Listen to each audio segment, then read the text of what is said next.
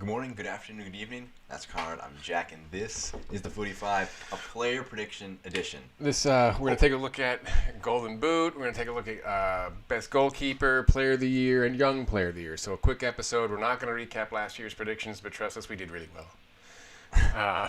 Maybe. I don't know. Better than the table. Exactly. Better than the table for sure. All right, we'll start off with Golden Boot, who we think are going to be the top goal scorers for the year. I'm going for a third straight title for Mohamed Salah, third straight Golden Boot. I think Liverpool's defense, is a little bit shaky, and I think there's going to be a lot more production from them offensive needed, and therefore I've got him tipped to take that. It could have been any one of those front three, but I have Salah. I think that what I found interesting about him is his debut year for Liverpool in the Premier League. He scored 32 goals, which is a record for any player in a 38-game season. And the year after, he scored 22 goals, but still won the Golden Boot, obviously. So I think that he fell off significantly, but still managed to get the award. So I think he's going to have another bounce back year. I think he's going to get close to that 30-goal range. But I think that the guy that I have, I think he's got a better shot. I think Harry Kane is just the best finisher in world football.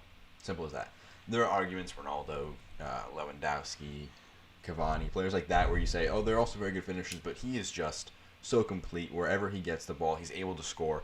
And I think that Spurs are at the best they've ever been in recent years. So as a result, he'll have more chances and more opportunities to impress. And he's also been kind of injury prone in the past couple of years. He's had as well. a couple of spells on the sidelines. I'm concerned if they lose Eriksen, what that does to his productivity. But he's an otherworldly player. And he scores a ton of fantastic. penalties. Yeah. Which is also No, that's true. He takes all their penalty kicks. Because Salah can score a penalty, but Liverpool aren't. Put Milner in there if he's playing. He's their Exactly. He's out there. penalty taker. He's their number one guy there. Sorry, not sure what I just did there. We'll put that. All right, Golden Glove. So who's going to have the most clean sheets, be the best overall keeper? And I've got David De Gea. I do think that Man United back line has gotten much, much better with the addition of Maguire in the middle and the new fullback, Wan-Bissaka. blanking on his Aaron Wan-Bissaka. I think they're going to be much, much better, Yeah. and therefore I think he's just amazing. He's one of the top goalkeepers in the world. Full stop. I think that he has not fallen off from his perch of best goalkeeper in the world. I don't think that you should let the poor defensive showing of last year overshadow that. I think that Maguire and Wan-Bissaka will both really aid that defensive part of the team, because Wan-Bissaka, he's in an argument with Trent for best right back in the Premier League, and his argument is he's a better defender than Trent is, but Trent's better offensively. And so the obvious byproduct of that is that he is going to help Manchester United's defense a ton. A lot.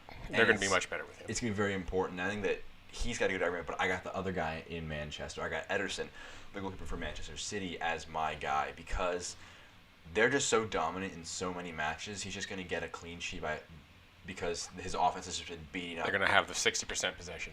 Exactly. I don't think that he deals with the same kind of pressures that David De Gea or even necessarily Alisson at Liverpool does, because City plays such a dominating style of possession. Yeah, Alisson's required to play a lot more with the ball at his feet. Mm-hmm. De Gea has single-handedly held campaigns together for United over the last couple of years. And it's De Gea, I think, is the better goalkeeper, but I think that Ederson has the better supporting cast around him. Yeah, no, it's Bald true. Kyle Walker is a bit of a freak of nature back there in the back line for them, and they got a lot of threats in that defense. And I think especially with Rodri coming in at defensive mid, he'll aid them a lot in that area as well. I think Give him a lot of strength. He's a good argument. We have a lot more strengths for Manchester for the player of the year, obviously. Player of the year, again, I've got Sterling. I think the progress that he has made under Pep Guardiola the last couple of seasons has been fantastic. Mm-hmm. I don't know if he's got a shot at the Golden Boot. Maybe he does, but I just think he's been unbelievable, and I think him alongside Aguero or whomever else is up front there, whomever they choose to, whether it's Jesus or whomever. Yeah. I mean, he's gotten really, really good. He's going to be one of the best wing players in the world. Especially because Leroy Sané tore his ACL 6 months. now for a couple months. And he's not going to Bayern now, obviously, because they're not going to buy a guy who's got one knee. And I think that I see a lot of promise in Sterling as well. He is growing to be one of the best wingers in the Premier League, but I think that De Bruyne is the guy who's going to be player of the year. 2 years ago, he had a big argument with it against Mohamed Salah, but he ended up winning the player of the year on that specific campaign. And he was obviously very injured last year. I think this is the year where he's finally going to return to his glory, because on his day, he's the best midfielder in the world. Just no question about it. He's just such a uniquely creative footballer that he makes that City side so much better, and it's such a unique threat. And I think that if he's able to avoid the injuries, I think these two should be your favorites for Player of the Year. Yeah, both City players. Both City players. Right. Just shows the sheer quality that they have. People argue that they have bought the league, and obviously these two guys cost a lot of money when they were bought respectively.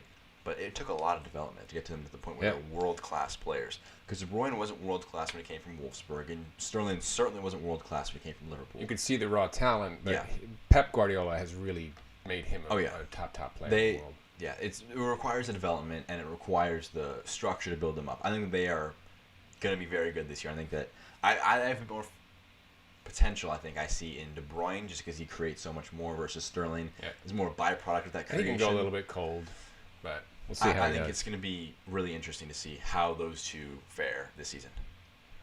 Young Player of the Year. We did not do this last year, but Young Player of the Year this year. I've got Trent Alexander-Arnold. His name's too long to write the entire thing out, but again, he is more of an offensive player. You know, he and Robertson were leading the league in assists last year, certainly as fullbacks. One of the best right backs out there, and I think he's just going to continue to mature defensively. He's learning a lot alongside Van Dijk and Gomez, a very young back line, but I think he's going to be spectacular, and I really look for him to get yet another shot at that. I think he's going to win that assist battle against his other left back teammate, Andrew Robertson.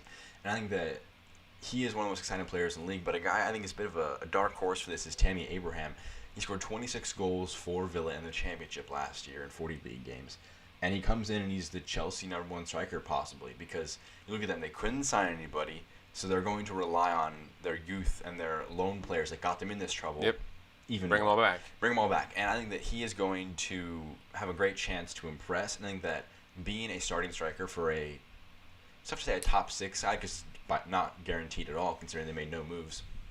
I think that he will get a lot of production, and he will get a lot of respect from that, because he was leading the line for a very huge club in England in Chelsea. I think that he'd be a good choice for that one, but he's definitely not the favorite versus Alexander-Arnold is probably the odds-on favorite for that award. You could pick probably 4 or 5 players out of that Chelsea side that could win Young Player of the Year. They're relying on so much youth because of that transfer. And it's going to be interesting to see, because Chelsea, I would guess everyone's going to see them take a step back this year. They're going to probably not finish as high as they want to, but they're going to get a year of development on their youth players that they've never really given. So it's going to be really interesting to see how Lampard takes his Chelsea team to a different place, and whether or not they're able to be a team that develops youth and not just buys players. Right. Like people it's not been in their DNA in the past. It's not been in their DNA at all. I think that Tammy Abraham can kind of reverse that trend and prove that trusting in your youth can work out sometimes. Well, there's our player predictions for the year. Like, comment, subscribe as always. We appreciate your support. For Jack, Conrad, this has been the Footy Five. Take care now.